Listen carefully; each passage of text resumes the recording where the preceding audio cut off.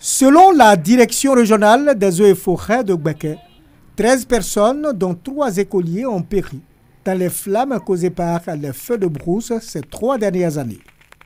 De nombreuses plantations de caféiers, de cacaoyers et d'anarcadiers ont été également ravagées par les feux. Pour le directeur régional, les conseils en matière de lutte contre les feux de brousse doivent être respectés par les populations pour éviter de tels dégâts. Les feux de brousse ont plus de conséquences négatives que de conséquences positives. Il faut aussi mettre en place des pare-feux.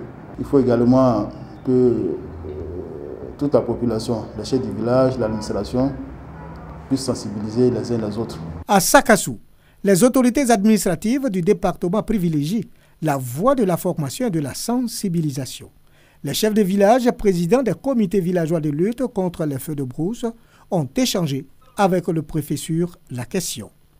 Kwaku Ange Kikaya a exhorté les têtes couronnées à respecter et à appliquer les mesures pour combattre les feux de brousse. Les personnes donc, qui vont brader, qui vont vouloir saper le travail donc, des comités de lutte contre les feux de brousse, que ces personnes-là soient appréhendées, nous allons les sensibiliser davantage pour que de façon totale, les feux de brousse disparaissent totalement donc, dans notre département.